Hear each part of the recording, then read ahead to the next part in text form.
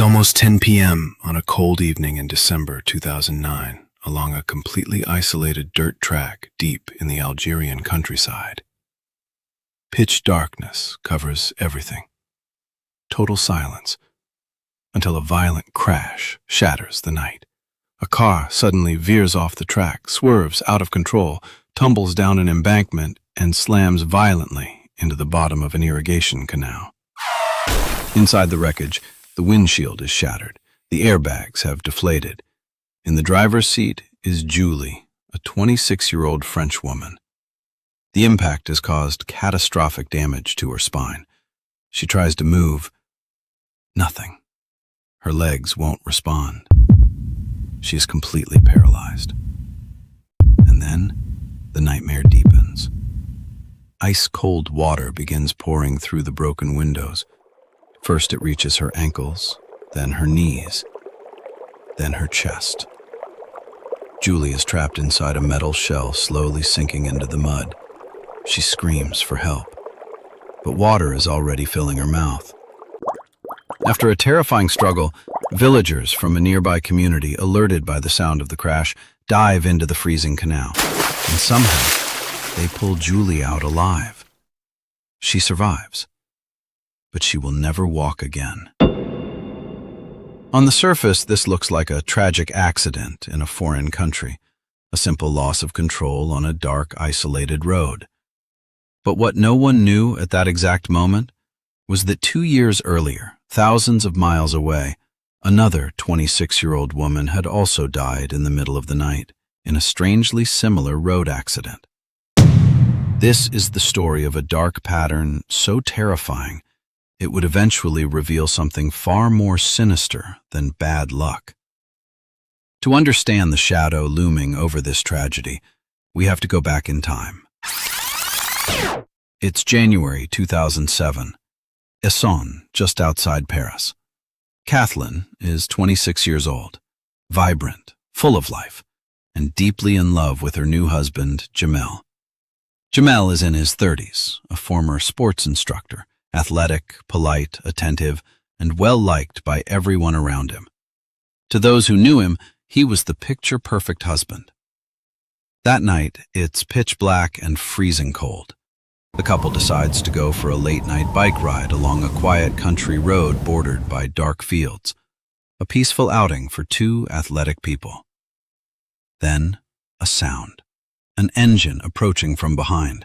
A car is coming fast, with no headlights. Before they even have time to move toward the side of the road, the vehicle slams into Kathlyn from behind. The impact is brutal. She is thrown several yards into a ditch. The car doesn't even slow down. It disappears into the darkness. Lights out. Jamel is knocked to the ground. He suffers minor injuries but quickly gets back up. When emergency responders arrive, they find a heartbreaking scene. Jamel is kneeling in the mud, clutching his wife's body, screaming in agony beneath the rain. Despite attempts to revive her, Kathlyn does not survive. The investigation begins immediately, but there is almost nothing to work with. No witnesses, no meaningful braking marks, no debris that can identify the vehicle. The driver has vanished. Police conclude that Kathlyn was the victim of a horrific hit-and-run, possibly involving a drunk or reckless driver. The case eventually goes cold.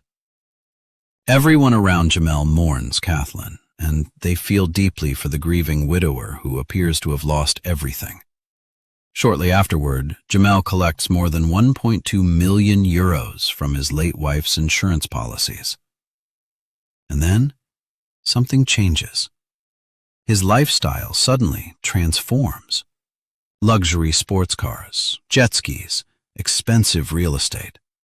Jamel begins presenting himself as a successful, charismatic man living life to the fullest. To everyone around him, he was simply a grieving husband trying to move on and rebuild his life. But this new, lavish image would soon draw a new person into his orbit. 2 years later, in 2009, Jamel meets Julie. Julie is going through a difficult period in her life. When she meets Jamel, she is immediately drawn to him. He is charming, reassuring, and his lavish lifestyle, combined with the tragic story of his first wife, makes him appear almost vulnerable. He treats Julie like royalty. Soon they move in together. They talk about marriage, buying a large house, starting a family. But then, disturbing things begin to happen. Months before their trip to Algeria, while the couple is vacationing in Morocco, a stranger mysteriously breaks into their hotel room. The intruder brutally attacks Julie, then steals her identity documents. And Jamel? He escapes completely unharmed. At the time, Julie sees it as nothing more than terrifying bad luck. She moves on. She continues to trust him. Shortly afterward, Jamel suggests a trip to Algeria so Julie can meet his family. It is during that trip that the horrific crash into the irrigation canal takes place. At the hospital, doctors deliver a devastating verdict. Julie will never walk again. At her bedside, Jamel appears devastated. He refuses to leave the room. He cries. He holds her hand for hours. And when Julie's family arrives, he tells them, "Why does tragedy follow every woman I love?" People begin whispering about a curse. Others wonder whether some psychopath is targeting Jamel, hurting the women closest to him. Meanwhile, Jamel plays the role of the devoted partner. He handles the paperwork, helps with Julie's medical care, takes care of everything. He appears to be exactly what everyone expects from a loving partner in a nightmare. But somewhere in France, someone is about to notice something that doesn't fit. Before we dive into what investigators uncovered, take just a quick second to hit that like button. It truly supports the channel. Now, let's get back to Jamel. A few weeks after the canal incident, inside a Paris insurance office, a financial investigator reviews a claim. The potential payout following Julie's accident is astronomical. Several million euros. The investigator checks the beneficiary, then searches the insurance records, and suddenly, an alarm goes off. In the months leading up to the trip to Algeria, Julie had taken out 13 separate life insurance policies. 13. Across multiple companies. Each one promising an enormous payout in the event of death or accidental disability. And on every single policy, the sole beneficiary was Jamel Leulmi. Investigators dig deeper, and when they combine the policies Jamel had persuaded his various partners to sign, the potential fortune reaches a staggering 14 million euros. Suddenly, the story looks very different. Police reopen the investigations, and Jamel is placed under heavy surveillance. Then investigators hear something chilling. Jamel is courting multiple women at the exact same time, and he appears to be telling them the same romantic stories, using nearly identical words, like he is reading from a script. The investigation turns back toward Algeria. Witnesses are questioned again, and what they reveal changes everything. The night the car plunged into the canal, Jamel was not a helpless passenger. He escaped the vehicle without a single scratch. Julie, meanwhile, was still trapped inside the wreckage, drowning, fighting for her life. And according to the accounts investigators uncovered, Jamel remained outside the vehicle, on the canal bank, watching. Julie was still inside. The water was rising. The car was sinking, and no rescue attempt came from him. There was no phantom car in 2007. There was no curse in 2009. There was something much darker. Jamel Leulmi, a methodical predator who, according to investigators, had developed a terrifying pattern. Find vulnerable women, promise them a beautiful future, earn their trust, convince them to sign stacks of life insurance policies disguised among ordinary paperwork, and then arranged circumstances in which their deaths would appear accidental, preferably somewhere isolated, somewhere without witnesses. And investigators discovered that Julie was not the only woman who had been drawn into this pattern. There was a third woman, Karine. Jamel had allegedly persuaded her to sign insurance policies worth millions, but Karine eventually ended the relationship.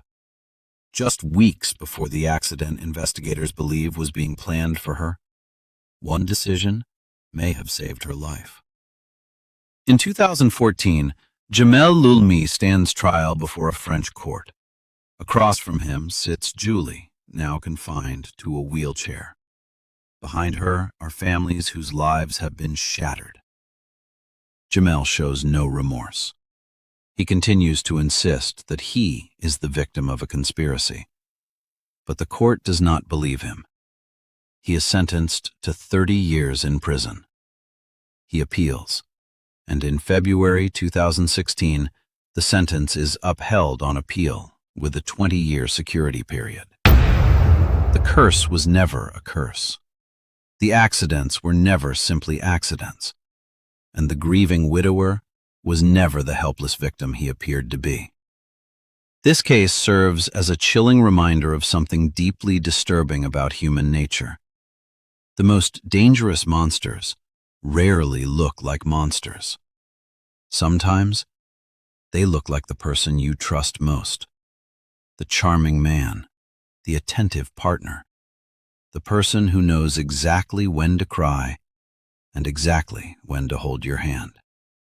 Because the deadliest trap isn't always set in a dark alley. Sometimes, it's built with loving words, a beautiful promise, and a warm smile.